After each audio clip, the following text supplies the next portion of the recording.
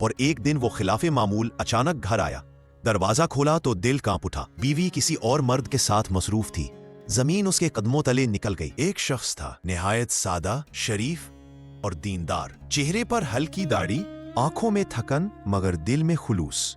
وہ پرانے زمانے کے ایک گمنام گاؤں میں اپنی بیوی کے ساتھ ایک سادہ سی زندگی گزار رہا تھا۔ ایک دن وہ گھر آیا تو بیوی نے کہا، ہمارے غسل خانے کے پاس جو درخت ہے نا، اسے کٹوا دو۔ میری غیرت گوارا نہیں کرتی کہ جب میں غسل کر رہی ہوں تو پرندوں کی نظریں مجھ پر پڑیں۔ یہ سن کر وہ شخص بیوی کی حیاداری سے متاثر ہوا۔ اگلے ہی دن درخت کٹوا دیا، پر اس نے نہیں جانا تھا کہ اصل پردہ کہاں گرنا تھا۔ کچھ دن گزرے اور ایک دن وہ خلاف معمول اچانک گھر آیا۔ دروازہ کھولا تو دل کانپ اٹھا۔ بیوی کسی اور مرد کے ساتھ مصروف تھی۔ زمین اس کے قدموں تلے نکل گئی۔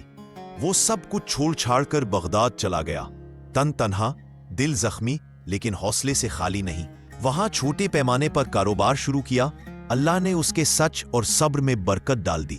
دن رات محنت کی اور پھر وہ بغداد کے کامیاب تاجروں میں شمار ہونے لگا، حتیٰ کہ شہر کے کوتوال تک رسائی حاصل ہو گئی۔ ایک دن کوتوال کے گھر چوری ہو گئی۔ پوری سلطنت ہل گئی مگر چور کا پتہ نہ چل سکا۔ ایسے میں اس شخص نے دیکھا کہ ایک شیخ روز کوتوال سے ملنے آتا ہے اور لوگ اس کی بے حد تعظیم کرتے ہیں۔ لیکن ایک بات عجیب تھی، وہ شیخ آدھے پاؤں پر چلتا تھا۔ کسی نے بتایا، حضرت زمین پر پورا پاؤں نہیں رکھتے کہ کہیں کیڑے مکوڑے نہ کچلے جائیں۔ تب اس شخص کے دل میں درخت کی یاد آئی، وہ درخت جس نے سکھایا تھا، جو لوگ ضرورت سے زیادہ نیک بننے کی کوشش کرتے ہیں وہ اکثر نیک نہیں ہوتے۔ اس نے فوراً کوتوال سے کہا، جان کی امان ہو، چوری اس شیخ نے کی ہے۔ تفتیش ہوئی اور حیرت انگیز طور پر تمام چوری شدہ سامان اسی نیک شیخ کے گھر سے برآمد ہوا۔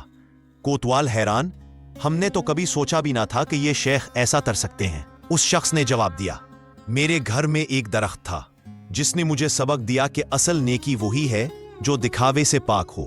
دوستو، آج ہم سوشل میڈیا پر، ٹائم لائنز پر عبادت کے عکس میں چھپی منافقت کو نیکی سمجھ بیٹھے ہیں۔